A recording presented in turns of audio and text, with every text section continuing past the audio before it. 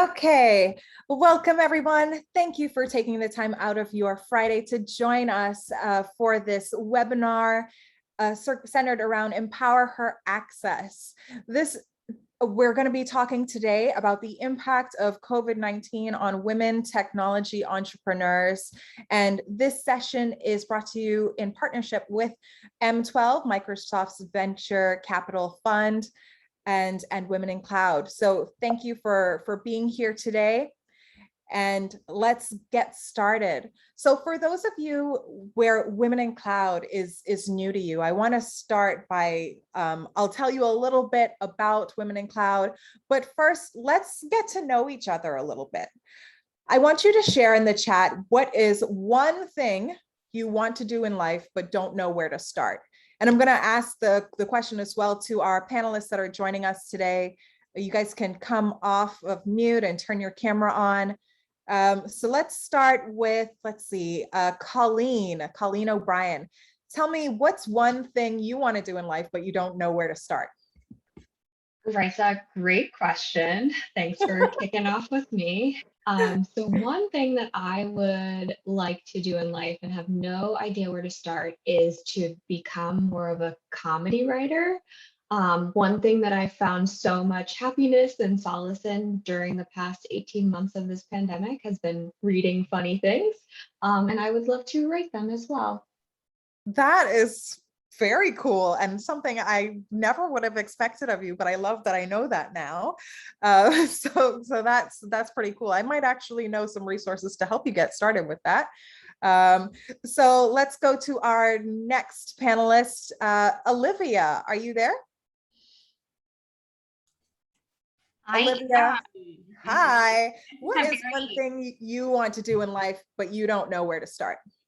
This is a very deep question, on a very surface level. I want to do more in like visually creative. I own a camera. I think I'd like to enjoy, not professionally necessarily, but as a hobby, get more into photography or videos and stuff like that. And I haven't taken the plunge or figured out exactly how to work that into my life yet.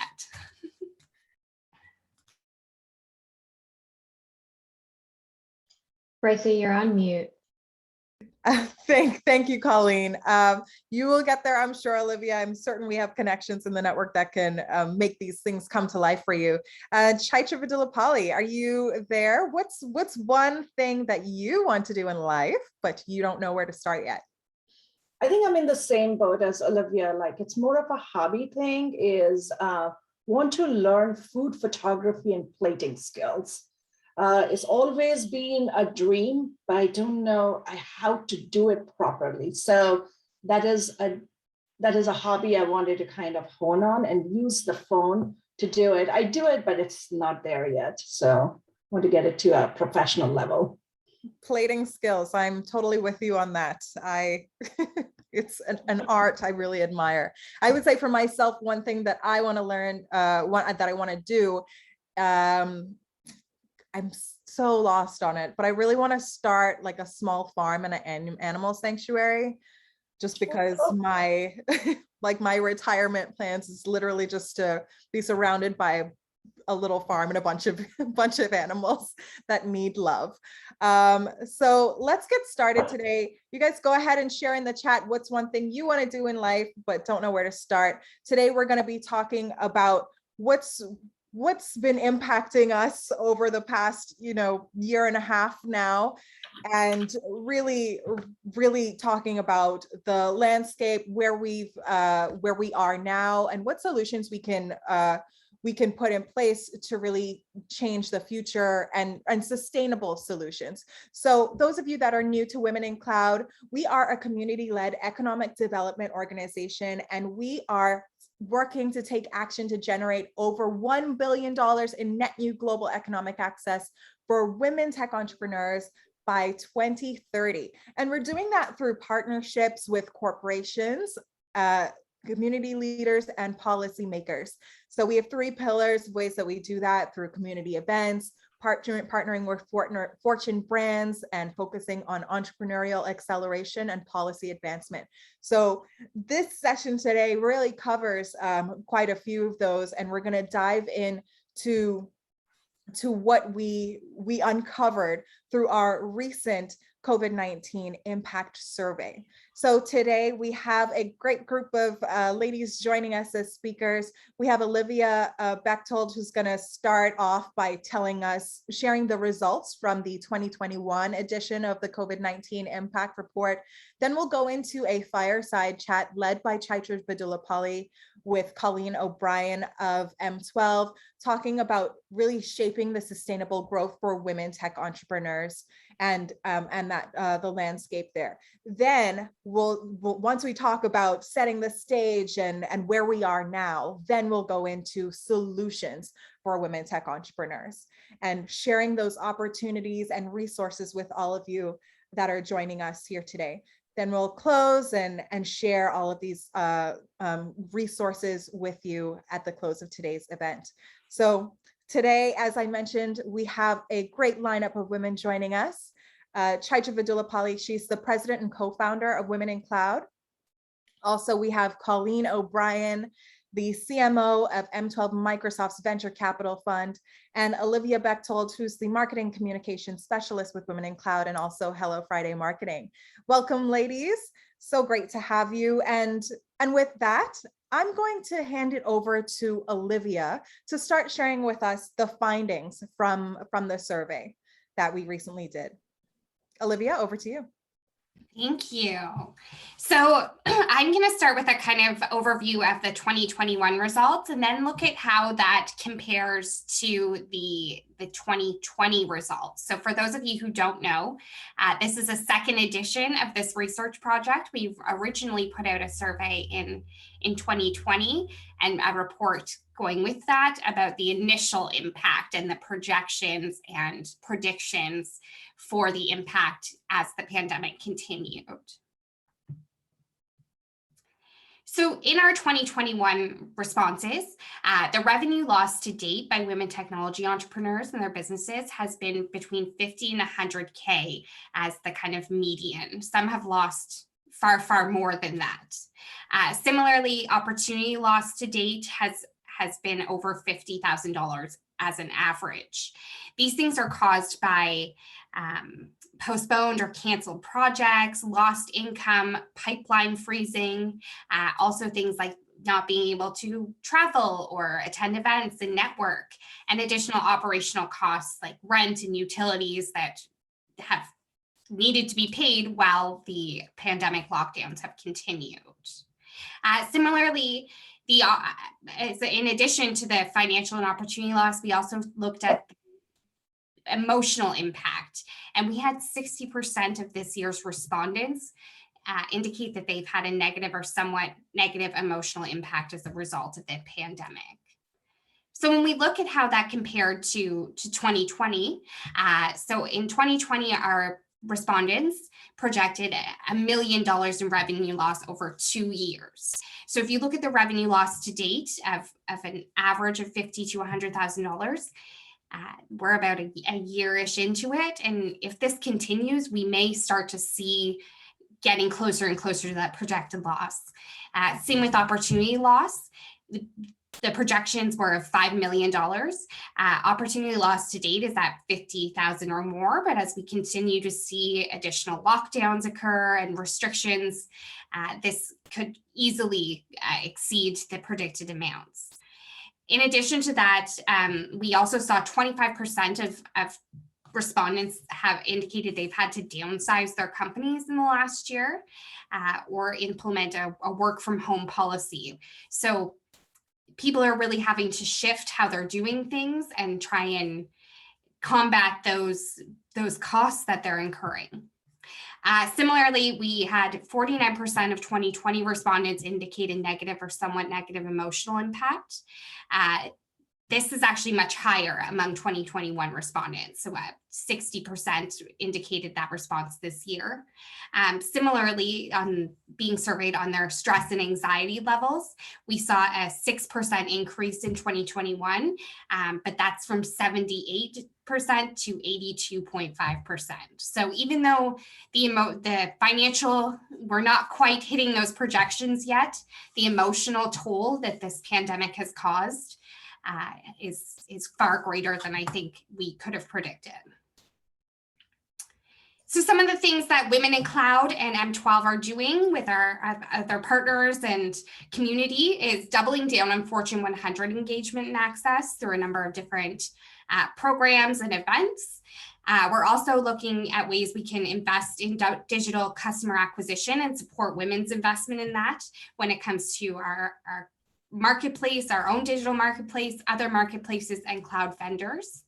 We're looking at ways we can find access to financial assistance for women entrepreneurs to help offset some of those costs that they've incurred throughout the years, as well as help them recover in the loss, and also help build a plan to have a cloud innovation pipeline and provide innovation grants. So currently there's a rule that a certain number of founders need to be female in order to access a lot of innovation grants and other financial assistance. And so we're looking to really work with policymakers and big companies to change those rules. And I know that's one of the things that Chaitra and Colleen are going to talk to you about next. Thank you, Olivia. This one was very, very insightful and fantastic work you have done to pull the report together.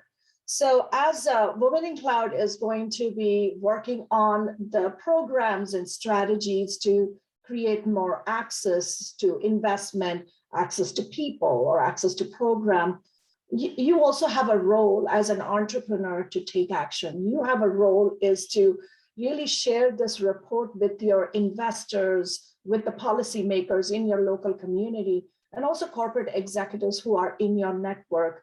And this particular commission work that we did with M12 Venture is extremely valuable because you can really share the landscape of the things that are happening for women tech founders, because we are going back, we are not going forward. We do need to come in and intervene and make stuff. So, and then you also need to take action or understand how they can create access. How can your network create access? And if they don't have answers and they are not providing you tangible, recommend them as Women in Cloud as a economic development solution that they can invest, they can participate, they can advance to really create a sustainable growth. So today I have here with me Colleen O'Brien. She's the CMO at M12 Ventures, a very good friend of mine too. So I had a fortunate to work with her for the last 5 years. And really, whenever I personally struggle in this space, I will go to her as my strategic advisor. So Colleen, I'm so excited to have you here today. Chaitra, the feeling is mutual. Thank you so much for inviting me. Absolutely, absolutely. And I really enjoy our collaboration with you, and the amount of great work we are doing in this space it's going to be a legacy work for years to come, where we will be able to probably move a policy change over the next couple of years. So before I talk more about it, tell me about you and your role at M12, and how do you really serve the ecosystem of tech founders? Great, happy to dive in here. As Chaitra mentioned, I'm Colleen O'Brien. I lead marketing and communications for M12, which is Microsoft's venture fund. We invest in software startups that are disrupting the enterprise.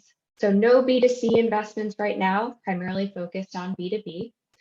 2021 actually marks our 5-year anniversary as a fund, and we have a portfolio of 85 active companies, 18 exits, 13 unicorns, lots of momentum. So to focus on serving the ecosystem, a significant part of my work is advising those early stage startups that are in our portfolio. So working so closely with them over the past year and a half in particular, I have witnessed the entire spectrum of what COVID's impact has been on the startup community.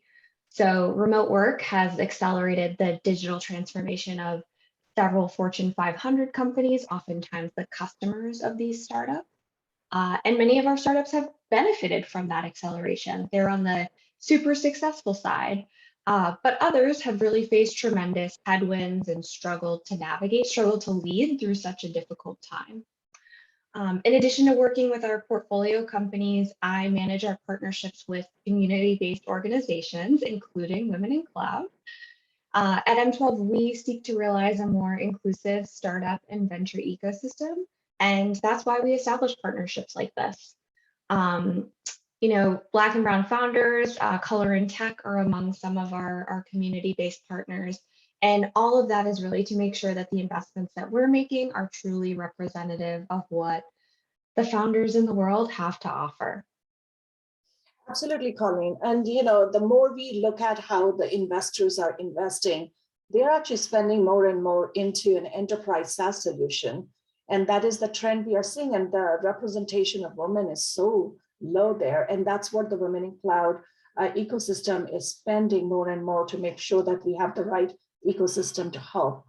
So Colleen, as you sponsored the second edition of Impact Report, and thank you for doing that for us.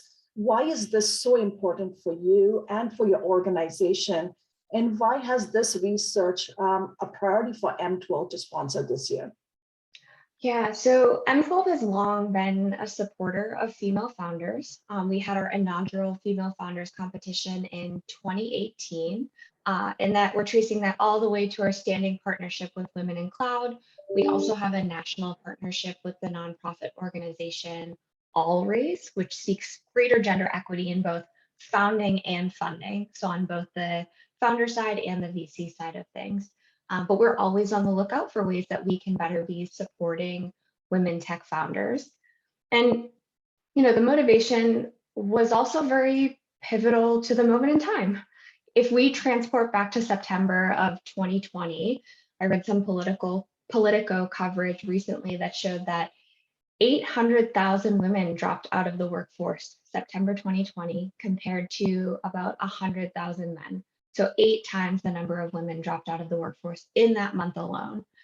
And even at the time, we saw that COVID was having this outsized impact on women, particularly on women at work. We also understand that this is a data point that sparked our interest, but there's a much larger story to tell. And we wanted to understand the specific drivers and challenges, as well as the path forward. So I know, Chaicha, that Senator Patty Kuderer put an initial request out to Women in Cloud to understand what is the data behind this? How should we be moving forward? We live in this data-driven world. Data is such a common language, and partnering on the COVID impact report was a way for us to help establish that baseline and chart a path forward. Absolutely, Colleen. And when Senator Patty Kuderer asked us last year when the COVID hit, we really didn't know what to even anticipate. And this report has given us a lot of pivotal data points to really do effective programming for the community. And because of this work, we have, I would say, 5 times the community has grown, the programs have grown, and we have become very laser focused on what we really need to do.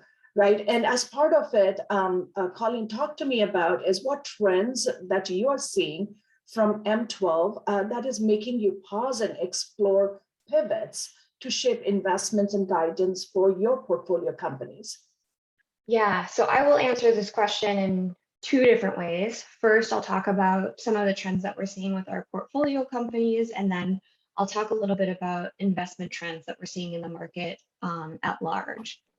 So from a portfolio company perspective, fundraising is an incredible trend that we're seeing accelerating really quickly right now.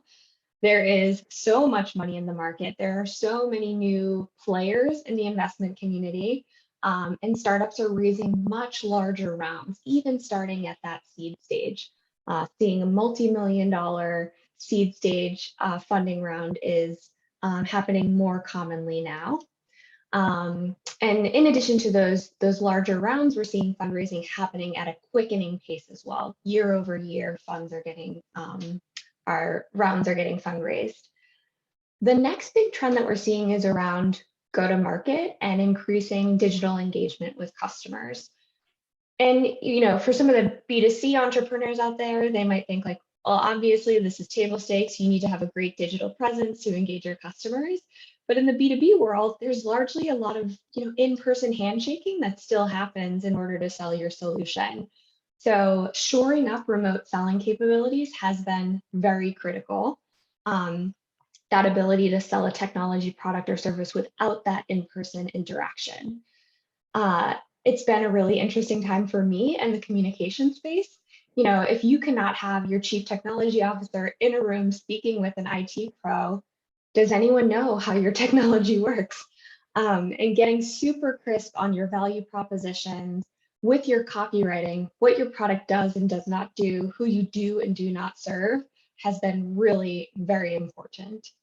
And the last big bucket in this portfolio company trends that we've been keeping an eye on has been all about talent. The Great Resignation is affecting a lot of industries across the board. But something that we've been noticing with our portfolio companies in particular is that roles are just staying open longer. People are just being very cautious about the next big commitment they're making after a significant life change, like working through a pandemic. But across our 85 active portfolio companies, there are almost 2,500 open roles right now. And there's a particular dearth in the cybersecurity talent pool. We're experiencing that across the public and private sector. So those are all of our portfolio company trends that we're seeing. But there's also a lot going on in the investment community at large. For us in particular, our approach has become increasingly global over the past 18 months. For many VC firms located in Silicon Valley, located in these innovation hubs around the world, they've been laser focused on the startups that have their headquarters sort of in like the immediate 100-mile radius around where their office location is. Meeting in person prior to the pandemic was important. Like you wouldn't invest millions of dollars in someone who you had never met in person. That was taboo, that was unheard of. But now that it's as easy to jump on the phone and speak with a founder in Malaysia as it is with someone in Boston, you know, time zones permitting, we've become increasingly global in how we think about who the best founders are. So we've been investing outside of some of our standard innovation hubs, and we're seeing that sort of across the industry as well. And then some of the technology trends that are on our radar, most of these will probably seem pretty standard to folks on the phone, but increasingly digitization of spaces. We probably already, we see this a lot with Industry 4.0 and smart factories, where several processes are already automated. But how do we ensure that experiments can continue happening in a lab, even if biologists aren't there physically in person? Or how do we make sure that inventory is still getting managed in a warehouse if employees are forced to work from home? So digitization of spaces and Internet of Things, digital twins and sensors, that's one big bucket. Cybersecurity, as I mentioned beforehand, another area of exponential expansion. And then a final two that I'll touch on, space tech. We've seen a lot of movement in the space industry, particularly in the past several months, and that promises to be a new industry of great opportunity. And lastly, the transformation of healthcare and life sciences, whether that's synthetic biology and chemistry, AI drug discovery, clinical trial and modernization. The last 18 months have shown us that a lot of our healthcare just wasn't working for a lot of people. And some of the pivots that we've had to make are probably going to be staying for the long term. And Colleen, what you are saying is very, very, I would say, identical to when we look at the portfolio of our companies who are going through the accelerator. The things they are asking for is investment access, you know, digital marketing. We used to do a smaller portion of go-to-market, but the more we look at, they really want to do is virtual selling. How do you do it? And how do you leverage events to create that? And there's a huge demand for us to kind of support their growth. But from an investment trend perspective, I think we are in a line. I think you should look at the portfolio of companies from the cohort number 5 and 6. It aligns to pretty much there. We do not have anybody from the space tech. I would love some female tech founders from the space techs to be part of the cohort. And Colleen, you looked at the report and you looked at the data that came out of the research. So what data really resonated with you, and what do you believe we should go, double down in investment in the next 3 years? And do you feel like the WIC is actually putting the right investment and the right focus? Yeah, the part of the report that was most compelling to me was all about the recovery recommendations and resources. I think all of us has experienced a significant amount of challenge over the past 18 months, whether it has been professionally, personally, from a mental health perspective. So I was drawn immediately to how do we move forward here? And a lot of those recovery recommendations are really about who you know. Like this was a flag through the reporting mechanism that women tech entrepreneurs need more connections, that networking is everything. Getting introduced and expanding networks showed up as some of the top opportunities for how we can move forward. So the way that I looked at that was really doubling down and being more reflective about my own sphere of influence, figuring out where I can be supportive and making the connections, really assessing my network to figure out proactively, like, where can I connect the dots, even if someone hasn't reached out cold for a connection. Of course, there are some incredible Women in Cloud initiatives in this space.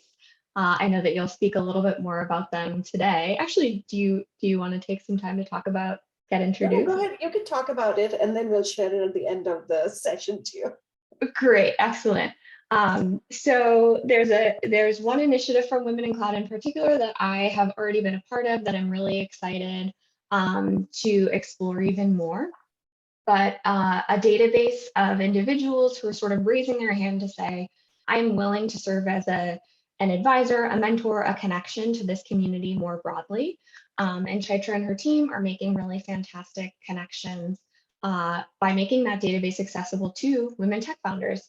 They reach out for a very specific purpose, which is always super helpful for folks who have a busy schedule, but knowing exactly who you're speaking to, how you got connected, and the purpose for the call is all super important for making it a productive platform. And Colleen, you're right. When we looked at the report, like 70% of the people who took the survey, they said they needed warm introduction. And we've been doing through Excel spreadsheet and doing through the traditional way of warm introduction. But we saw this as an opportunity to automate through technology. That was a digitization work. And today we'll do a demo. So all of you who are here, we will make sure if you're requesting introduction, we will make sure that introduction happens for you. So that's my promise for each one of you. So Colleen, looking at some of the data, when you look at this report, are you hopeful about the path forward, and what should be some of the priorities that we should be looking after or looking at? Yeah, so the most compelling and hopeful data point that I observed was this confidence in personal and organizational recovery increasing year over year. It's hopeful for me to see that the women who answered this survey also feel very hopeful about the future, and that despite the fact that this pandemic is stretching out perhaps beyond where we thought it might, that hope is maintained.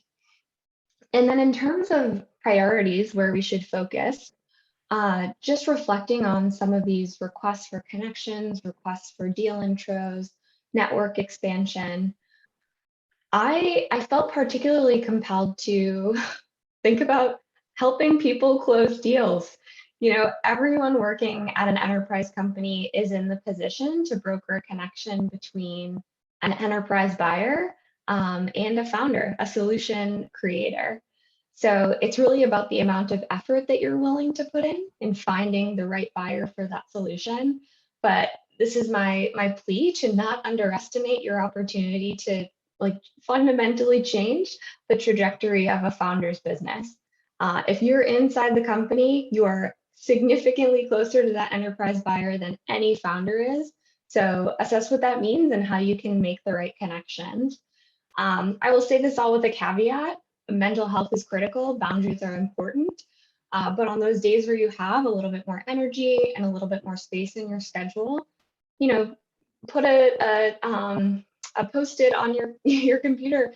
You know, how might I take these 15 minutes to help a woman in tech build her business? Sure, Colleen, very impactful suggestions for all of us.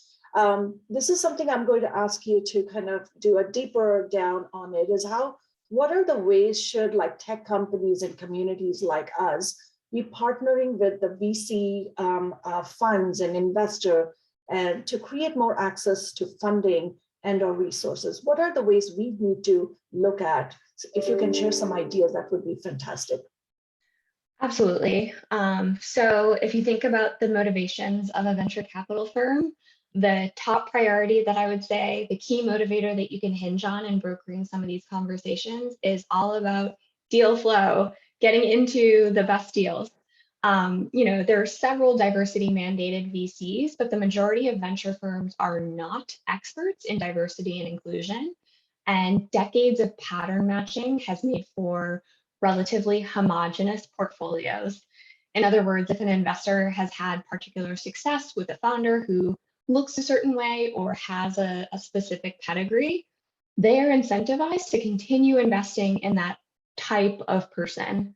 But as venture firms receive or are under greater pressure to diversify, not only from a moral perspective, but from a financial perspective, identity-based organizations like Women in Cloud can work with VCs to surface really great deals that meet their investment criteria, but also happen to be founded by someone who is underrepresented in their portfolios. So constantly thinking about deal flow and flagging those great opportunities to VCs. A second opportunity that I see there is about ongoing education and VC training. Again, working at Microsoft, I've had great opportunity and exposure to world-class diversity, equity, and inclusion training materials. That's not necessarily the case for many venture capital firms. They need more training, more exposure, more help to understand how they should assess their pipelines, where they could start thinking about investing more inclusively. So coming to the table with some consultation or some training to offer is another great area of opportunity. And then lastly, you know, several enterprise organizations have made specific commitments in their procurement departments about the ways that they're going to be spending enterprise dollars more inclusively. Several organizations have specific programs to ensure that minority and women enterprise businesses, MWBE is the official term, have a fair shot at opportunities within their enterprise organization. Supplier diversity programs are becoming more and more popular. So getting connected with procurement leaders at an organization is another great way that community and identity-based orgs can provide value to the Fortune 500, to those big enterprise companies. Oh, well said, Colleen. Before we conclude, there are a few questions from the audience, which I want to kind of facilitate. And for all the members who are listening, please share your question, because the more we have a dialogue around this topic and then work together for policy changes, access changes, we can definitely advance it. So the first question I have for you, Colleen, is how did you reach your level of success given the sector's gender gap, especially among leadership? I am not going to say anything different than what is reflected in this report. Networking has been so critical for me in making the different moves in my career. I've had the least success in my career when I am applying to jobs cold, when I am in a period of desperation and need my next role. It's always been really important for me to be thinking steps ahead and starting to build those relationships before it's time for me to move into that role. So networking, keeping my network warm, keeping everyone up to date on what I've been working on, what I'm trying to do next. That has been really critical. And then your network lifts you up. They're the ones who sort of carry you to your next opportunity.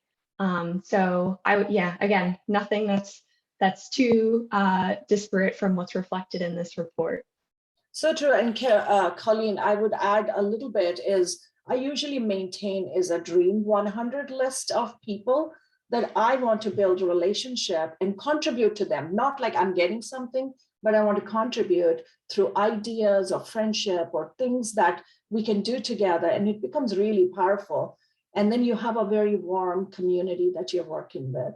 So here's the second question. This is a very interesting one is, considering all the portfolio company trends that you're seeing, what kind of opportunities do you hope for women? Looking at across the investment landscape is how I'm interpreting this. Coupled with these commitments from enterprise corporations to be spending more inclusively, the sky is the limit for women entrepreneurs. If you are coming into the market and building a solution, particularly in one of these areas of great investment, of enterprise focus, that really is going to serve a large organization in the future, there is no cap on what is possible. Focusing your energies on those opportunity areas and brokering those connections or getting connected to the right folks internally in procurement offices, that's where the opportunity is. Yeah, and Colleen, every enterprise is different. So I think if you really want to know what is the opportunity, yes, it may be like said as hybrid work, but the flavor of the hybrid work in the enterprise may look a little bit different from if you go from Estee Lauder to Microsoft, it's very different. So your role is to really have a conversation, seek an advisory conversation with a company, with a laser focused target companies, and go and have a conversation with them to understand where are they spending the money for the next a year to 2 years. So that way you can start to see, does your value prop or solution that you're building align to that organization, or there is a market demand for it? And I'll add one other thing. I've been hyper focused on procurement because that's where all of these great commitments about inclusive spending are getting made, but also identifying who is your target buyer at an organization and how do you start building inroads there? Because your target buyer could be that champion that ushers you through the procurement process. So again, one more note for networking. Absolutely, absolutely. And this is the last one is everyone wants to know is how does the space tech sector look like for female tech founders in 2022? Because Colleen, I don't want to go to Mars for sure, but I would love to go to the surface of the earth, come back and just look at this beautiful planet. So what do you think is going to happen there in that sector? Yeah, the space tech sector is the Wild West right now, but I'll answer this the way that I oftentimes talk about selling into the government with our portfolio companies. So oftentimes, like pivoting to a new sector, individuals will wonder, like, what's my value proposition for the government versus this enterprise organization? And oftentimes I have to explain the same things that we're doing at work every day. Government officials need to do those things too. So there's so much applicability of your solution that's driving so much productivity, so much operational excellence at a large corporation to bring that into our government as well. And sort of on the same side of the coin, everything that we are doing, whether it's processing data, whether it's AI, running AI and ML models, all of that's going to have to take place in space as well. So whether you're focusing on, private sector space tourism or optimizing cybersecurity for space travel, everything that we're doing here on Earth, we're going to have to do in space eventually.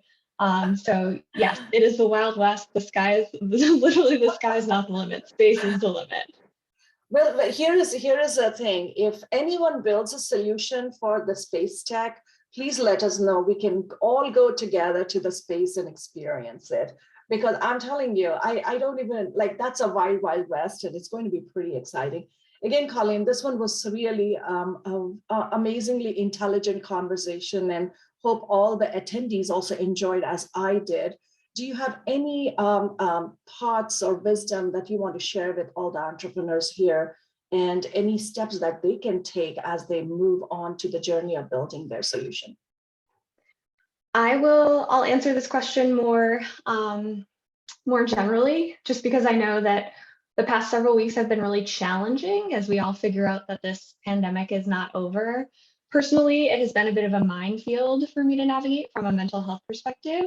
And one strategy that I've been using both at home and in work is to write down the things that I'm looking forward to have something that's on the horizon that's giving me energy. So whether that's the announcement of a big project or customer that you've been able to attain, or penciling in watching Ted Lasso on Friday after work, eating a breakfast sandwich in the park, planning things to look forward to as we continue to navigate COVID-19, that is my advice. And thank you, Colleen. I will share something that I've been doing. It's like 5 stoic meditations, and that kind of helps you keep your mind a little bit sane. And if any one of you are interested, I'll share, but Colleen, I'll definitely share. It's a very profound insight to keep you sane during the insane moments that we live in. And again, you've been a fantastic partner, fantastic friend, and we really enjoyed having the conversation with you today. So with that, now everybody's waiting for, what is the solution? What are we providing to all of you? As we talked about from the report, 70% of the survey respondents said they wanted was warm introduction, and Colleen already talked about it. So what we want to take you through is the platform that we have built, and each one of you can request an introduction. So with that, Riza, if you can move to the next slide. So the way the application is designed, it's a double opt-in platform. That means is the way you do warm introduction, you never do is automatic introduction. Usually you check in with somebody saying, look at this one, there's a request and they want to have this conversation. You check in with them, when they confirm, then you get people come together and then make that introduction. So over the last a year and a half, we've been doing an average of 10 to 25 introductions over the week, and sometimes is per day, depending upon what the entrepreneurs were looking for.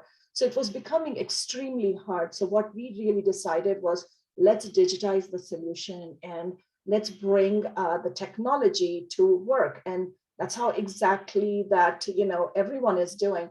So what we wanted to do is take you through a quick demo and give you access to the technology.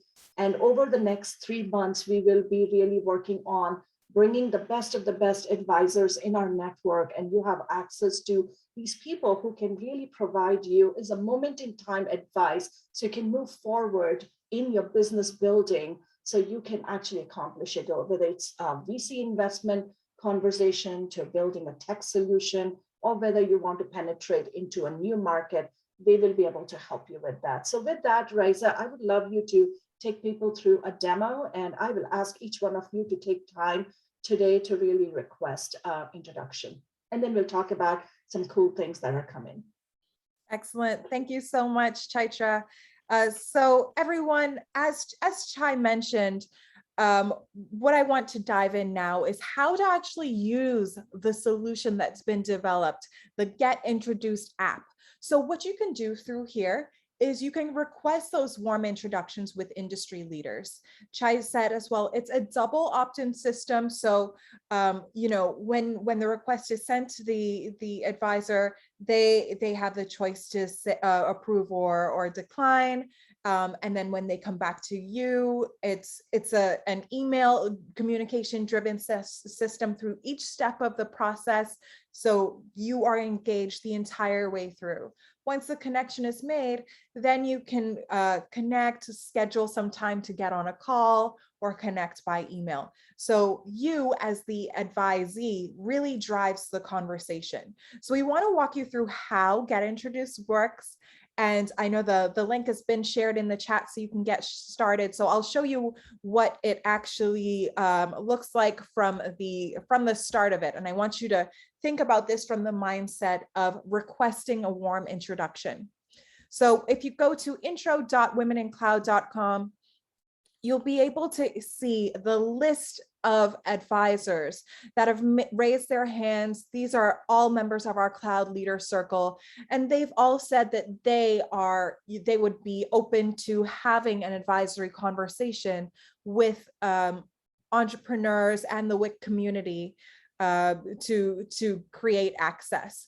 So one of the features I want to show you is that, you'll see a whole bunch of people here, but what you can do is really narrow it down by filters in searching for identity type. Say you're looking for a policymaker or investor, and then you want to search by sector or industry, and that'll help narrow things down. So I'll go ahead and click on one of those and show you how that works there. So say, for example, you see Rajiv Kapoor's profile here, and he identifies what sector he can speak to, what industry he can advise on, and then very easy and clearly defined here is what you can ask Rajiv about. So these are the things, speaking of, the clear ask me about, when you as someone that's making that request for an introduction want to get introduced, it's very important that you consider crafting a clear ask. Make sure it's something very tangible, something that is actionable, not vague or something that you can find by, just doing a simple search online, right? You want to make sure that you are very, very precise in what your why is, what your ask is, and what you're looking to get out of the conversation. Remember, advisorship is different from mentorship, where it's a moment in time exchange. So it's not a long-term sort of relationship, although it can grow into one, but that's based on the advisor and their commitment. But really think of this as an opportunity for you to get an answer to a question that you need. And Chaitra, is there anything you wanted to add here before I continue going on about how to make that request? Absolutely. So if you keep going down the form, there is a specific place is describe what you would like to discuss. This is a place to have a very clear ask. What we are, because that is what an advisor has asked us to make sure the ask is clear. So if you see, if you have seen Colleen today, you may say, I want to meet Colleen because I attended an event. That would not really help us really make an introduction. You may want to write is, I have a space tech technology and I want to validate if the space tech technology is the right solution. Should we be even considering? That would be a great conversation to have with Colleen, and then she can find the right people who are working in that space. So that is what a right conversation would look like. The other thing is, if you want to meet with Olivia and to discuss the report, you can request is, I heard about the report. I want to go deep dive on that particular space around recommendation. Can we spend some time? Absolutely, we will make those introductions. As we said, it's a double opt-in. The value for our advisor time is extremely valuable. And they have said they're going to do anywhere from 1 to 2 to 3 introductions per month. So we want to make sure we are giving them the best and the best quality introduction so they can really add value to you. Excellent. Thank you for that, Chaitra. It's really very important. And actually, one of the things, we're not just going to leave you out in the wind and say, craft a clear ask and not really give any guidance. A part of being in the Wix community is that, we're going to share guidance. So I shared with you how to actually go about finding the advisors. You can go through the entire list and, see what's really important to you. Do your research before you reach out, make your request, right, to get introduced. You can make sure that you, again, are very clear, understand what you're looking for, and are purposeful. So one of the things that we have as well is that we have a 7-day Get Introduced challenge that is coming up, and it's going to launch on October 8th.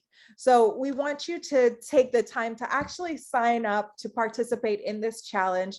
And it's really an opportunity for you to get introduced to fellow challenge participants. We're going to have a private group. You'll get access to networking opportunities. You'll get insight on budding future cloud solutions, and you'll be able to really learn practical tips about how to get those warm introductions, how to craft a clear ask, how to get access to opportunities, and really participate and engage in that collective influence. And every day of the challenge, it will be led by an expert in the industry. You'll be receiving updates and tips and best practices and resources. So I want to encourage you to take time to sign up to join that special challenge that's coming up. And I'll talk you through the journey that you can expect too. So you'll learn about creating economic access for women in technology, because it's not just about giving or getting access, it's also about giving access. And then you'll learn about those best practices and how you as well, if you're interested in becoming a cloud leader and an advisor yourself, you can understand about how to unlock the power of your advisory voice and to grow your network, understanding your why, right? Why is this and creating access even important to you, and the value of advisorship. We'll also share with you how you can share this tool and give access to your network so they can also request warm introductions.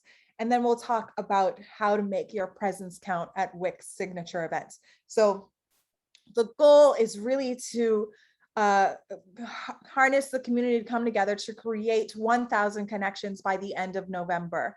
And it starts with you.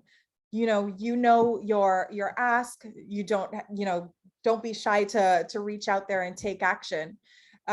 So let's start talking about a few opportunities that we have for you, in addition to this the Get Introduced app and the 7-day challenge that's coming up. So I'm going to invite Cxo to come on and share a bit about a course that we have available in the Women in Cloud Digital Academy. And this course is called Winning and Keeping Enterprise Contracts. Within this course, you can learn how to sell cloud solutions to enterprise customers. And Cxo, what would you say is the real value that entrepreneurs can get out of participating in this course, and what resources do they get when they dive further in here? Sure, Raisa. And this one was really designed because winning and keeping enterprise contracts, especially the tech contracts, was it's a knowledge that is only available to very few people. It's a very tight, this knowledge is not easily accessible. So we wanted to make this knowledge accessible to the community if they want to pursue and win and keep their enterprise contract. So it kind of goes through a journey to help you have all the tools and the templates and the best practices to help you really accomplish that goal. Because we know right now, the biggest amount of spend that's happening is in the enterprise space. Last year it was estimated at 700 billion, but it is trending to $1 trillion of opportunity. Why not go there? Because building $1 million business in an enterprise will take you a year to two, whereas in a consumer, it may take longer time, but it's timing based. This one is really value based and impact based. So that's why we have created this content that's made available. So I know a couple of you have taken the courses, and if you had a great experience, please share feedback with us so that we know that we want to keep improving this particular track and make this content really rich and robust. Thank you so much, Cxo. And as we go forward, there's more solutions really to address. I think we've covered so many things on this call already. We've talked about where we are now and what we can do to really create that sustainable change for women entrepreneurs out there in the tech industry. And some of the other things I want to point out to you is that we do have, our Cloud Accelerator program, where we recently launched our 6.0 cohort, and now we have applications open for the 7.0 cohort. So if you're thinking about if this is right for you, or if you have questions and you're looking to take your solution to be enterprise ready and co-build and co-market with hyperscalers such as Microsoft, reach out and you can join us at one of the upcoming open houses where you can learn more about the Cloud Accelerator program and see if this is right for your company and your solution. And speaking of solutions, and we were talking about digital selling earlier on in the fireside chat, we do have the Wix Solution Marketplace as well. It's live, it's free to publish your solution, and it is the first and only marketplace that showcases solutions that are developed by women tech founders. And it's a place that enterprises can and Fortune brands can go to easily find those diverse and innovative solutions developed by women. So I encourage you to go and get started today on the process of submitting your solution to the Wix Solution Marketplace today. And finally, we will be sharing with you at the end of this call, when we send out our post-event email, access to the Enterprise Cloud Solution Planning Toolkit. Now, this is the ultimate toolkit. It has everything that you're going to need to get started. And it has access to lots of different worksheets and guidance and tips and access to digital swag and all sorts of great things in there. So I know that also in the chat, you're going to be sent the link so you can download that and even other worksheets that you may need to get up level your business, get yourself on the right track and keep that forward momentum going. Okay, and then finally, I want to extend an invitation to all of you that are here with us today. We talked about the resources. Now let's talk about where you can engage and network, right? So I spoke earlier about the Cloud Accelerator Open House. The next one we have is coming up on September 24th at 9:30 to 10:30 a.m. And we'll, again, you'll learn about the digital experience, what you can expect, learn about the program outline and the benefits of joining the Cloud Accelerator. Next, for those of you that are interested in meeting Boeing leaders, learning about channel partnerships, seeking jobs with Boeing, learning about what Boeing is looking for, right? This is an opportunity for you to kind of get into a reverse pitching experience with Boeing and get to meet with them at a brief networking session and ask your questions, get answers to your questions, put that, that clear ask task kind of into action there. Really go and meet with these people. Then we have the Accenture Cxo panel that's coming up. It's an intimate conversation with executive women leading financial services. That's going to be on September 29th. And here as well, you get the opportunity to connect in breakout sessions about a number of different topics with leaders at Accenture. And we're going to have speakers from Farmers Insurance and Alight Solutions and more. So we really want to encourage you to sign up there. More information on all of these is available in our Wix Digital Network. And then we have our signature event that's held in tandem with the UN General Assembly. It's called Wix Unga. It's a 2-day event, October 14th and 15th. Lots and lots of opportunities here for cloud employability and skilling. You get to take part in a hands-on cloud day, a Build for 2030 hackathon, Ask Me Anything session, leadership roundtables, learning how to be a valuable advisor, how to build a high trust relationship. So much content, really valuable. Sign up and secure your spot today. And then finally, on October 29th, we'll be unveiling the Wix Summit 2022 that happens in January. We can talk more to you about learn how to become a speaker and advisor, and you'll learn about all of the sneak peeks of everything we have going on at that event. So I hope you all have found a lot of value in everything that we have shared with you today. And, I know that this has been a wealth of information, and I want you all to take a moment. Let us know if you feel that you've learned something today from our session. Feel free to share your feedback on a scale of 1 to 10. Tell me if you feel like you got value out of attending today. 10 being, yes, I'm energized. I know my next steps, and wow, I feel really motivated. One being, how did I get to this meeting and where am I? And still completely unsure. Great. Thank you so much, everybody. We are so happy that you spent time with us today. And Chaitra, is there anything you wanted to close with or let everybody know before we wrap up today? Absolutely. Thank you, Raisa. Fantastic work in the demo. And Colleen, Olivia, thank you so much for putting the time and supporting this work as a collective to make this research available so we as a collective can make a difference for the female tech founders in partnership with the corporation and the policymakers and also the community.